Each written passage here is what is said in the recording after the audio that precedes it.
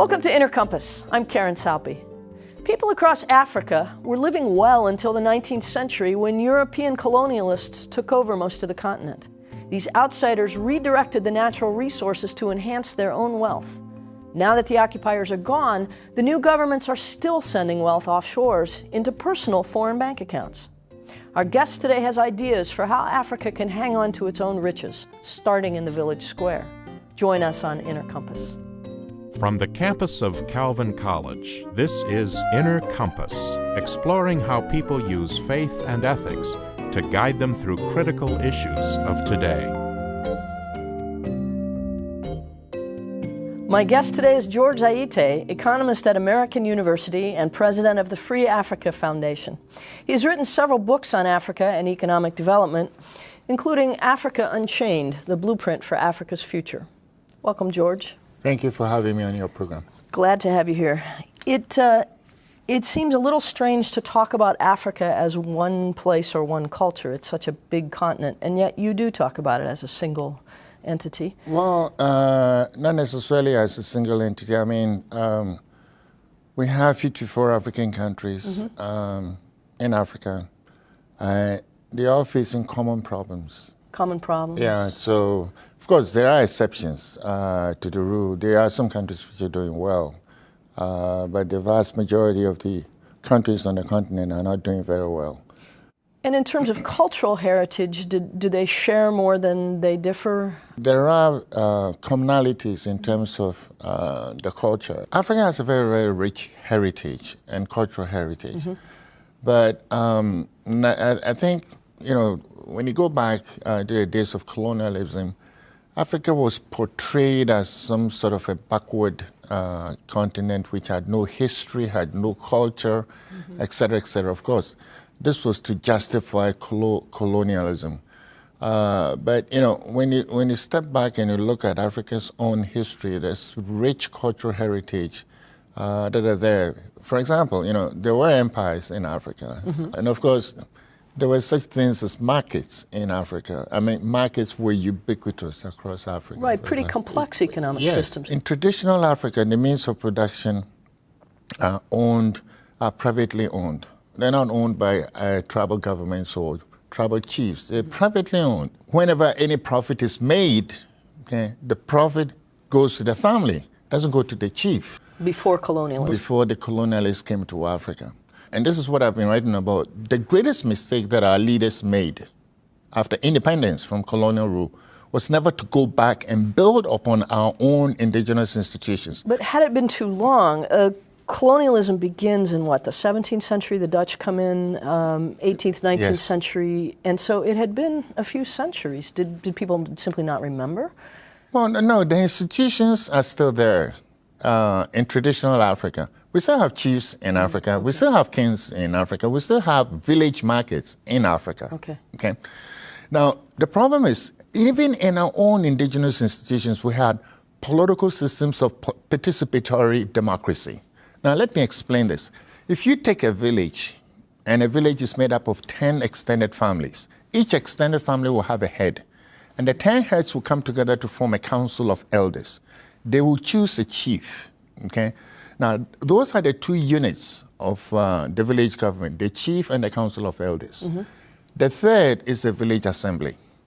Now, in governance, the chief and the councillors have to come to unanimous verdict on all important decisions. If they couldn't, they will call a village meeting and put the issue before the people. Now, the people will debate the issue until they come to a consensus. Now, this is important. Once a consensus is reached, everybody in the village, including the chief, is required to abide by it, okay? Now, the reason why this is important is because there are two ways in which you can take democratic decisions.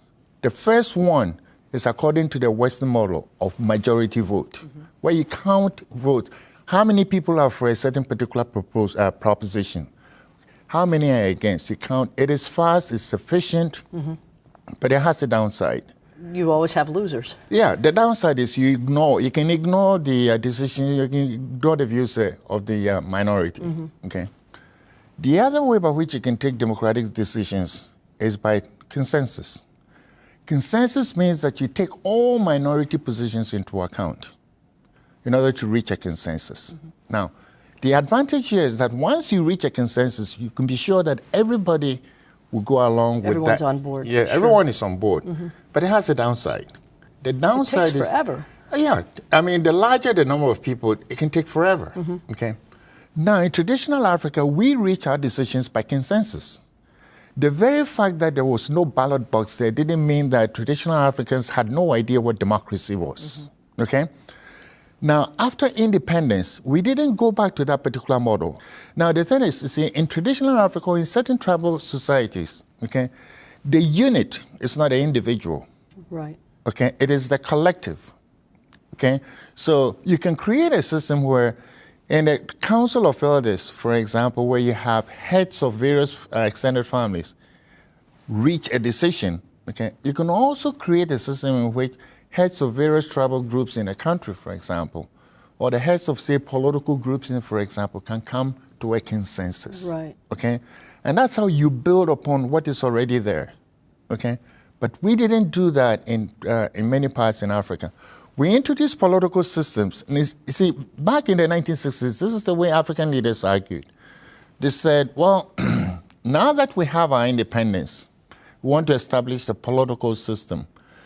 But we don't want to have democracy because democracy is a Western institution, which was totally... And so they were trying to reject what had been totally imposed upon false. Okay. Democracy is a Western institution, and it's a luxury which Africa cannot afford. And therefore, we must have a political system in which only one political party, in which all the African people will belong, so that we don't have tribal politics. Okay?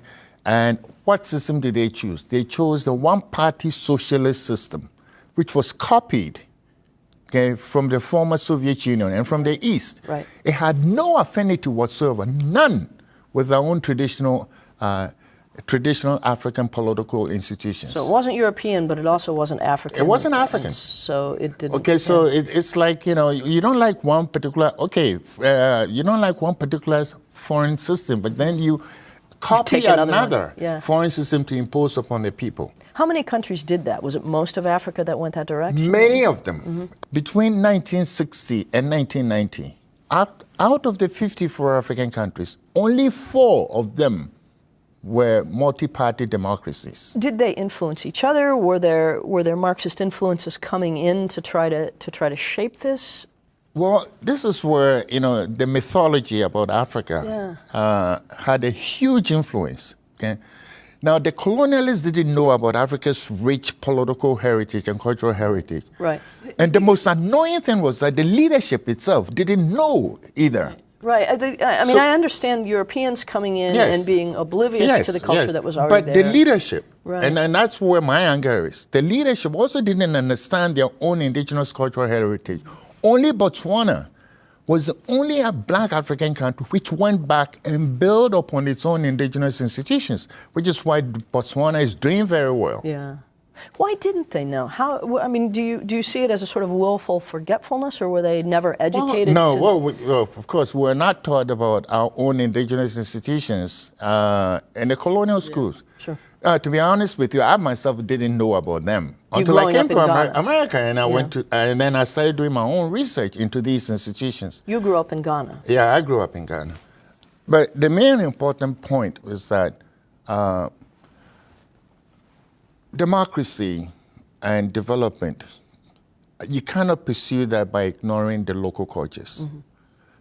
Culture has everything to do with economic development. You can count very few leaders that you would call effective or good right now in Africa.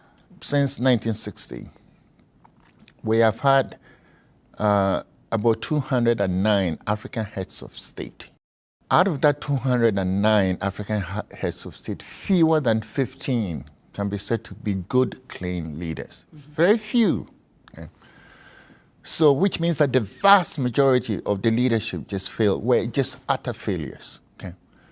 Now, this doesn't mean that leadership failure is unique to Africa alone, but it's just that, Africa just has had a bumper crop of them, Have the current corrupt governments learned these bad habits from the European colonialists or from... Oh, no, not necessarily. But you see, they created political systems in which a great deal of power was concentrated in their hands. So it's irresistible. Well, you see, they outlawed opposition parties. We created one-party state systems.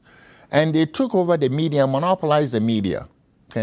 Now, you don't have to be a rocket scientist. If you create a political system in which a lot of power has been concentrated in the hands of one individual, now that system, no matter where you are, will always degenerate into tyranny. And he doesn't want to give that up. And that's exactly what happened in many, many, many African countries. Now, you can't bring in colonialism into this because the African leaders created these defective systems themselves.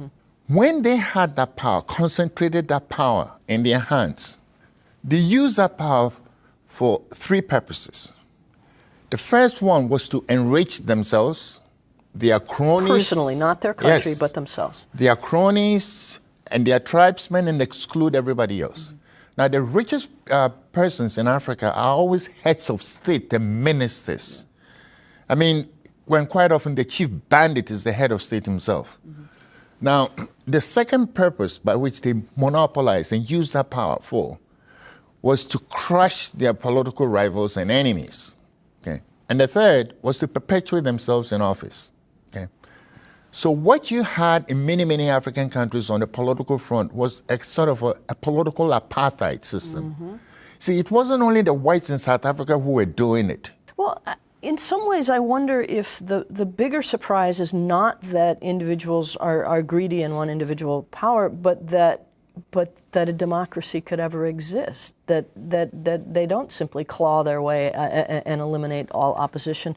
And yet, you say that today there are some young African people who are trying to change that or who see an alternative vision. What will save many African countries is just political reform. We sort of dismantle the sort of political apartheid system that we have and do away with the politics of exclusion and implement politics of inclusion and take power out of the hands of despicable despots and give it back to the people where it belongs. How do you do that when the despots have the guns and the goons? Well, I know.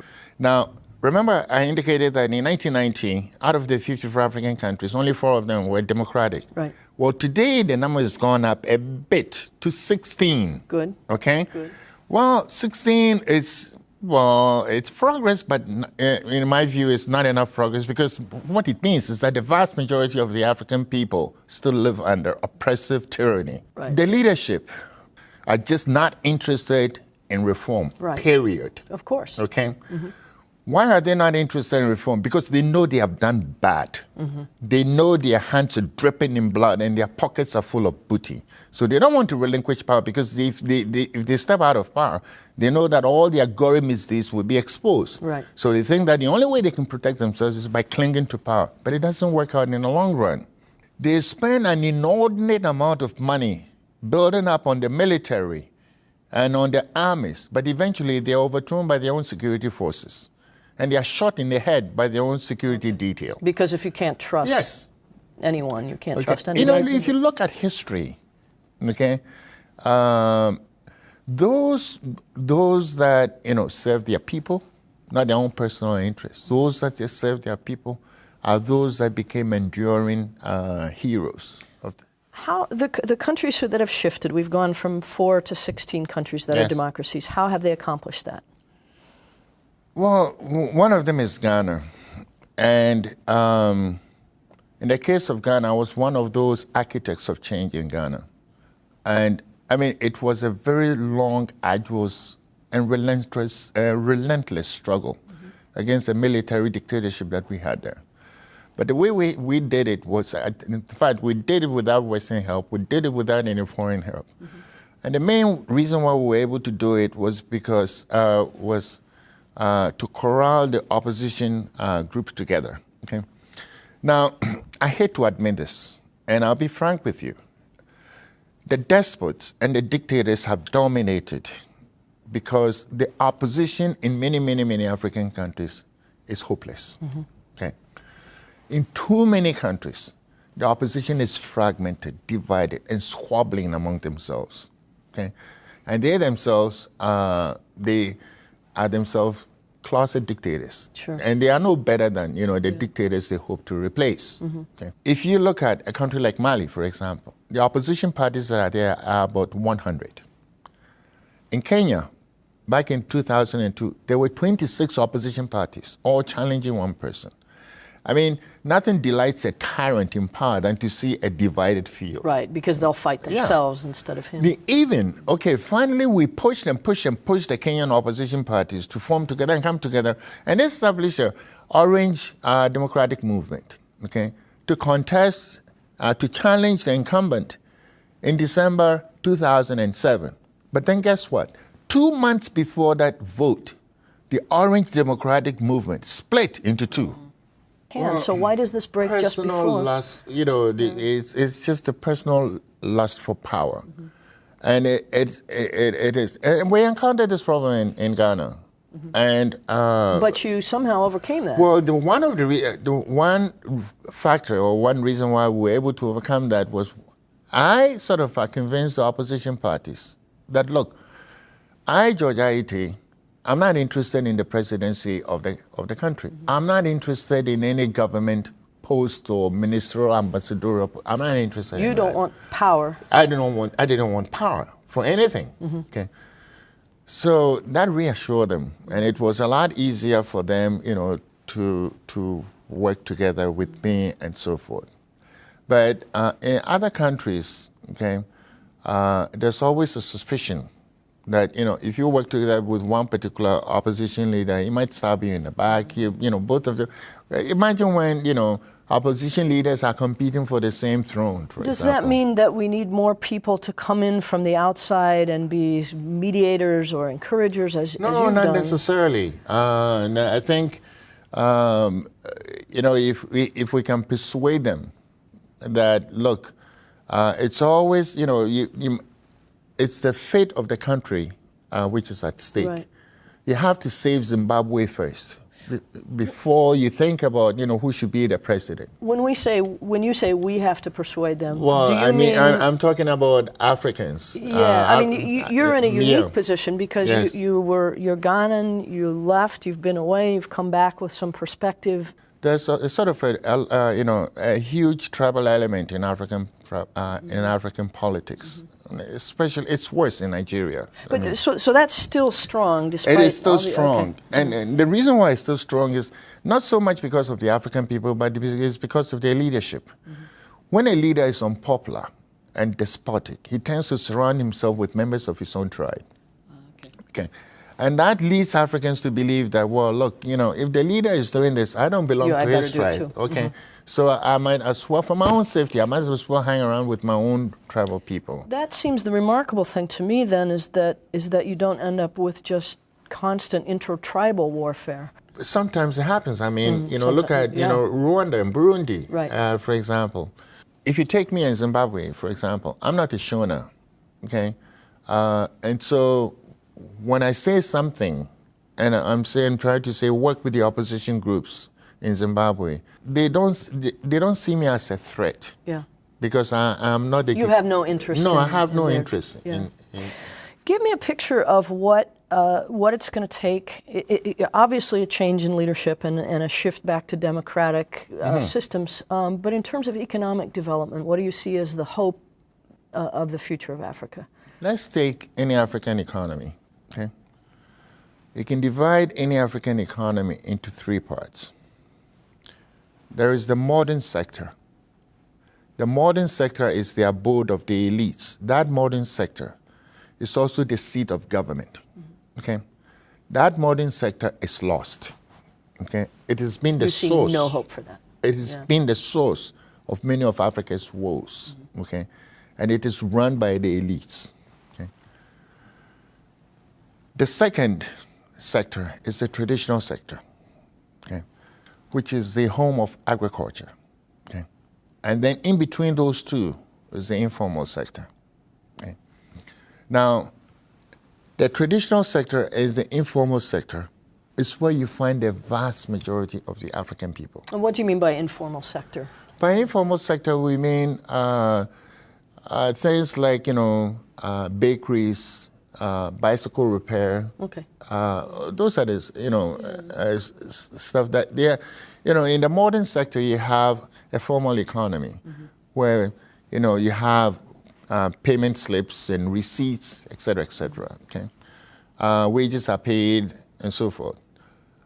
In the informal sector, there's not so much, they're not used so much with paperwork. There might be more bartering. Yeah, it's not so much formal. Right, okay. In the traditional sector, that's where, you might call the traditional sector the peasant economy, okay? So the informal sector is something in between the two. I see. The vast majority of the African people can be found in the traditional and informal sector.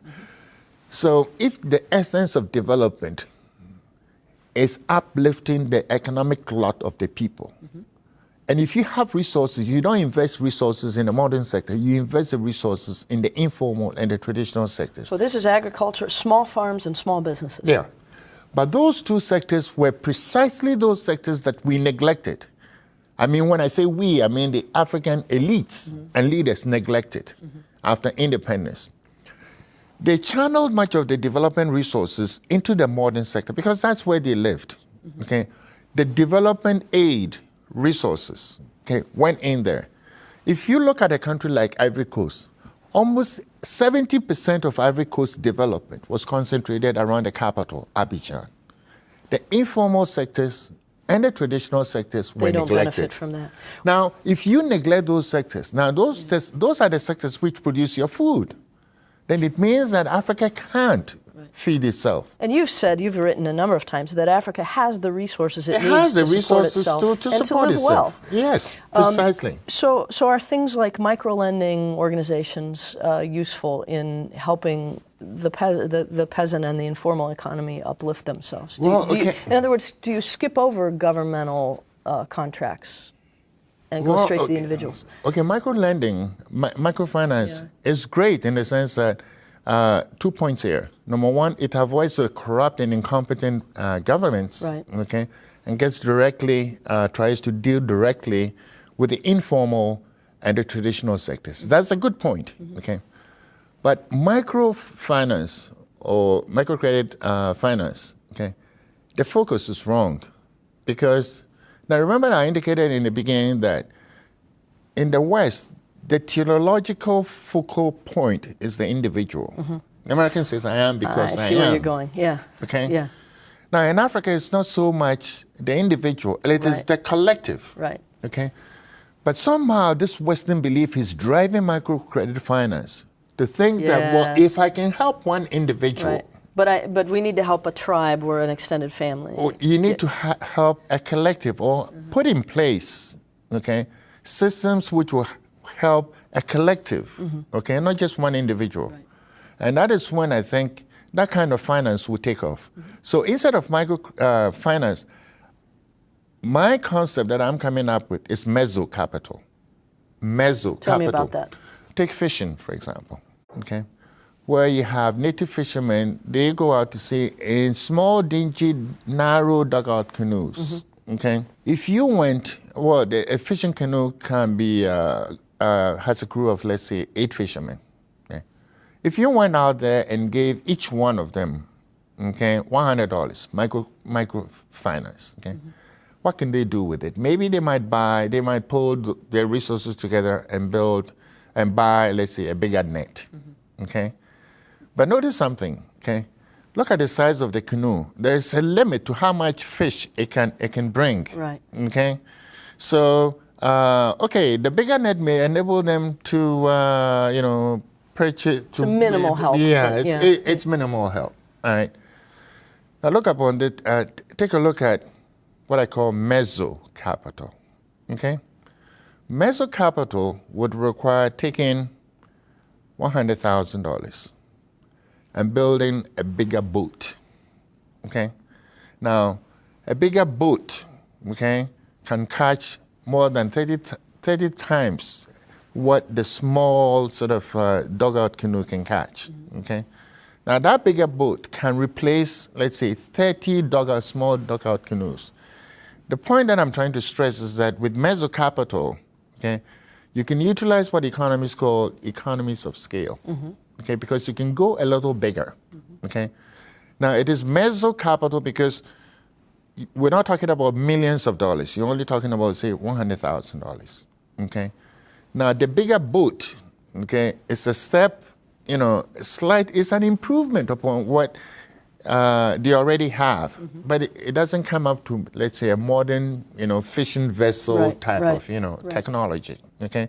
So it is like something like an intermediate technology. And what you're saying is we shouldn't leap from the small dugout to a big ship, but we should. But this is exactly what the elites try to do. We did this in Ghana. I mean, you know, we set up a state fishing corporation, okay, and import all this, you know, fancy new, you know, nuclear-powered, you know, trawlers imported from Jupiter. You know, we brought them into Ghana. They worked for a few months, and then they broke down. We abandoned them.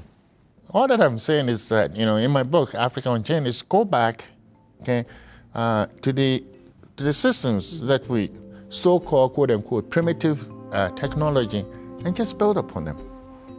My guest today has been George Ayittey, president of the Free Africa Foundation and author of Africa Unchained, the Blueprint for Africa's Future. Thank you for watching Inner Compass.